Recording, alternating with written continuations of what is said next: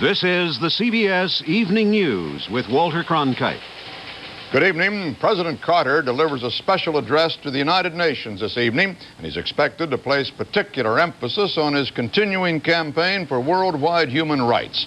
He arrived in New York after wrapping up his first Meet the People tour that took him to a town meeting in Massachusetts and an energy conference in West Virginia. Robert Pierpoint reports. The president's UN speech tonight is wide-ranging, but its greatest impact is almost sure to come from his strong words on human rights. Noting that all the signatories of the UN Charter have pledged themselves to observe and respect basic human rights, President Carter declares, quote, "Thus, no member of the United Nations can claim that mistreatment of its citizens is solely its own business." Reminding the UN diplomats that this is a fundamental and historic American birthright. The president further says, ours is a commitment, not just a political posture.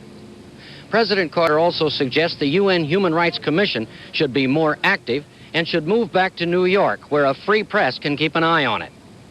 Finally, in what sounds almost like a challenge, President Carter declares that when gross or widespread violations take place in human rights that violate the UN Charter or the Helsinki Agreement, it is the concern of all and must be taken as seriously as violations of other international agreements.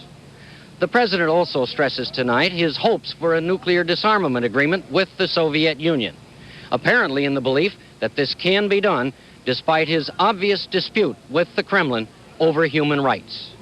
Robert Pierpoint, CBS News, Charleston, West Virginia. President Carter's United Nations address this evening will be carried live on CBS beginning at 7:30 Eastern Time. During that town meeting attended in Clinton, Massachusetts last night, Mr. Carter talked about a Middle East peace, and that triggered a flurry of diplomatic questions today. The president had said one solution to the Palestinian problem should be a homeland for refugees, but he did not elaborate. The remark appeared to be the latest in a string of surprises he has sprung on the foreign policy experts, both his own and those of other nations, as Marvin Kalb reports. To the president's critics, it's called the open mouth policy. To his supporters, it's a refreshing change from the old-time mumbo-jumbo and secrecy. Either way, it is clear Mr. Carter's eagerness to expose his knowledge about foreign policy has baffled diplomats along Embassy Row, confused and embarrassed his own bureaucracy, and created a bewildering international situation. At his town hall meeting last night, even the president acknowledged the problem. I've been criticized by some in the news media in the last 8 weeks about telling the American people too much. But then he proceeded to add even more confusion by raising the possibility of a Palestinian homeland. There has to be a homeland provided for the Palestinian refugees who have suffered for many, many years. The president seems to enjoy the process of ventilating ideas and proposals. Witness, for example, this avalanche at his last news conference. The Arab nations, the Israeli nation, has to agree on permanent and recognized borders where sovereignty is legal as mutually agreed. My commitment to withdraw American ground troops from Korea has not changed. We've also proposed that the Indian Ocean be completely demilitarized. And it's not just the president who is keeping the diplomatic world guessing. It is also his UN ambassador, Andrew Young. His comments, for example, about Cuba, Africa, and Great Britain have produced a succession of official clarifications. Even one of Young's deputies, Brady Tyson, intoxicated by this apparent license to speak one's mind, spoke his at a recent meeting of the UN Human Rights Commission, apologizing for America's role in undermining the Chilean regime of Salvador Allende. But unlike Young, Tyson got reprimanded.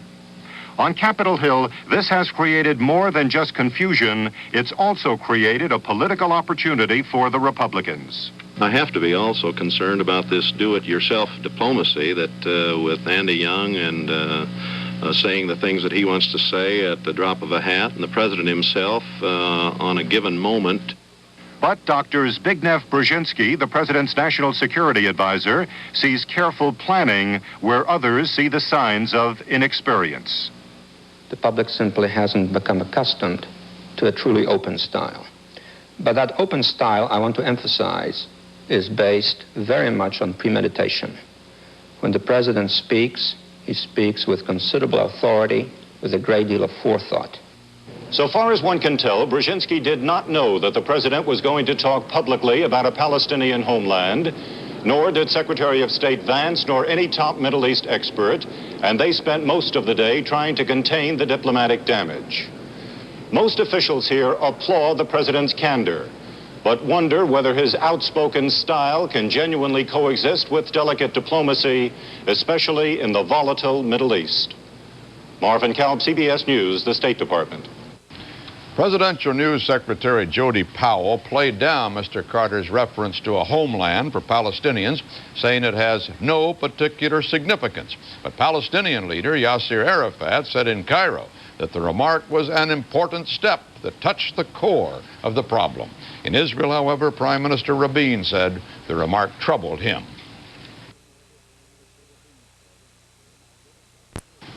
President Carter, on his visit to West Virginia today, gave some clue to the energy program he's formulating. He proclaimed an end to the Nixon policy of self-sufficiency and spoke of, quote, one inevitable major shift from oil and gas to coal. Bob Schieffer has more on the story. Spring arrived in West Virginia ahead of Mr. Carter, so it was a beautiful day as he came to the Gold Dome state capitol here. After gulping down a hamburger and French fries with Governor Jay Rockefeller in the Capitol employees' dining room, Mr. Carter convened the panel of energy experts. It included administration officials, one working coal miner, and representatives of coal unions, the power companies, and consumer groups. Mr. Carter said he had come here mostly to learn, and since West Virginia is a leading coal-producing state, much of the discussion related to coal. But one of the first things he learned was that consumers are mainly concerned about rising utility bills. It seems as though it was so easy for him to say, we'll just pass the cost over to the consumer. And that's what really upsets me. You know, it almost straightens my hair. I sat down last night with my husband and we paid our monthly bills, and I totaled up the utility bills and they came to $120. The cost cannot continue to be passed on to the consumers. It's not very much more that we'll be able to stand. The administration's energy chief, James Schlesinger, painted a grim picture of the energy situation, saying by the 21st century, America's oil and gas will be gone.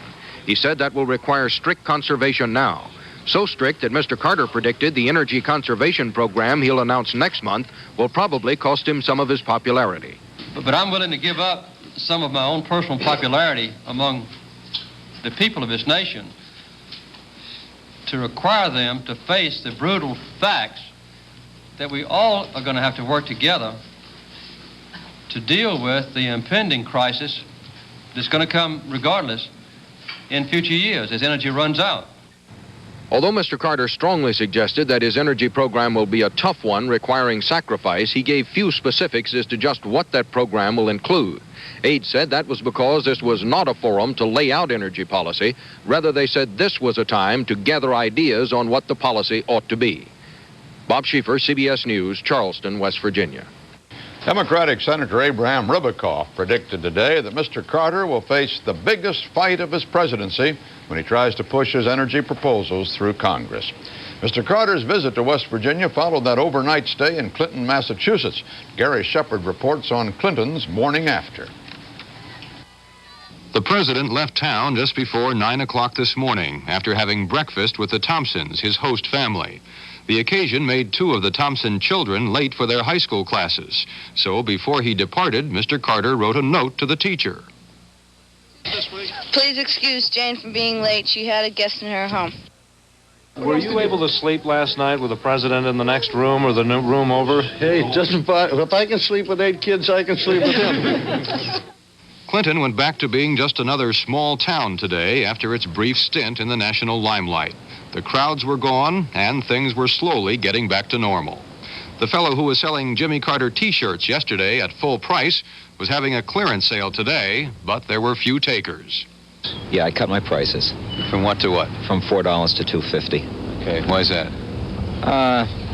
The St. Patrick's Day sale.